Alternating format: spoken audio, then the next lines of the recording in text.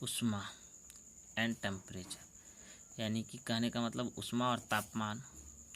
तापमान एक प्रकार का उष्मा एक प्रकार का ऊर्जा है।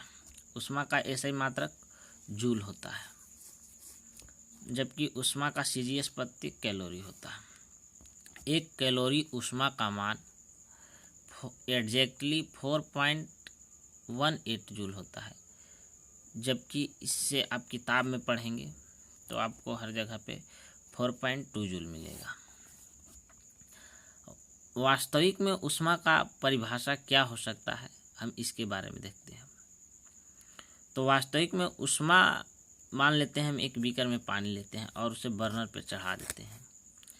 तो जब ये पानी थोड़ा गर्म हो जाएगा तो इसका जो परमाणु या अणु के कण हैं रैंडमली, यानी कि इधर उधर कहीं पे भी गति करने लगते हैं। अब गति करेंगे तो उनमें वेग तो होगा ही, और वेग होगा तो कहीं ना कहीं गतिज ऊर्जा भी होगा।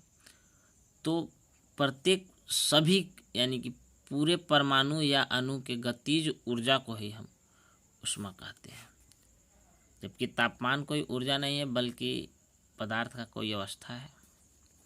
उष्मा दो प्रकार का होता है, पहला सेंसिबल, दूसरा लेटेंट।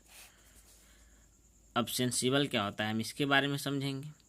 तो एक बीकर में हम बर्फ़ का टुकड़ा रख लेते हैं जिसका टेम्परेचर -10 डिग्री है, और इसे बर्नर पर चढ़ा देते हैं। कुछ समय तक हीट देते हैं तो इसका टेम्परेचर 0 डिग्री हो जाता है। परंतु ये पहले भी ठोस था, अभी भी ठोस अवस्था में है और बर्फ़ ही है।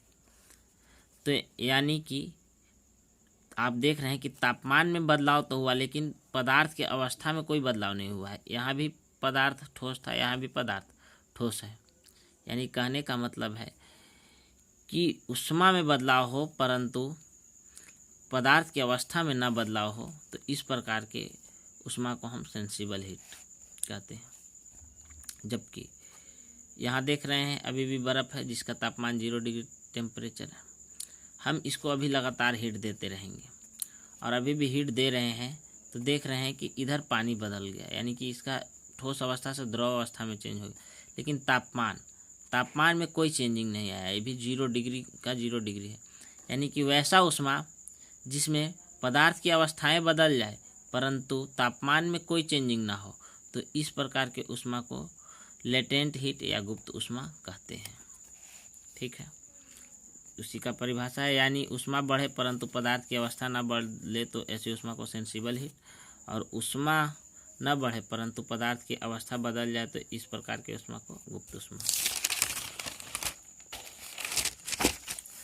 देखिए, उष्मा का फॉर्मूला आप इस प्रकार से लिख सकते हैं, Q बराबर ms डेल्टा टी।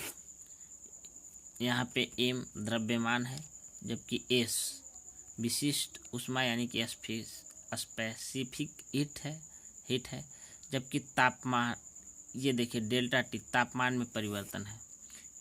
ठीक है, देखिए अब यहाँ पे समझते हैं। पानी है जिसका माना है कि द्रव्यमान m है, ठीक है, और इसका प्रारंभिक तापमान 10 डिग्री था, बाद में इसका अंतिम तापमान यानी कि बढ़ाकर 20 डिग्री सेल्सियस कर दिया गया। ठीक है, चलिए आगे चलते हैं। अब ये विशिष्ट उष्मा क्या होता है इसके बारे में समझते हैं। एक शब्द आया है विशिष्ट उष्मा, इसके बारे में हम समझते हैं। तो अभी हम फॉर्मूला ऊपर में लिखे थे, Q बराबर ms डेल्टा टी।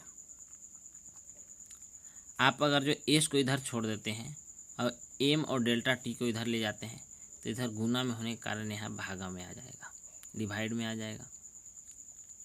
अब हम अपने मन से मान लेते हैं कि द्रव्यमान 1 ग्राम है और टेम्परेचर में बदलाव यानी कि तापमान का अंतर बदलाव 1 डिग्री सेल्सियस है। तो अगर जो हम m और डेल्टा टी की जगह पर 1 और 1 m और डेल्टा टी का वैल्यू पुट करते हैं तो किसी संख्या में 1 से भागा देने पे उतना ही यानी कि Q ही प्राप्त होगा। यानी यानी कि विशिष्ट ऊष्मा 1 किलोग्राम द्रव्यमान का तापमान 1 डिग्री सेल्सियस बढ़ाने के लिए जो ऊष्मा की ज़रूरत होती है उसे ही हम विशिष्ट ऊष्मा कहते हैं।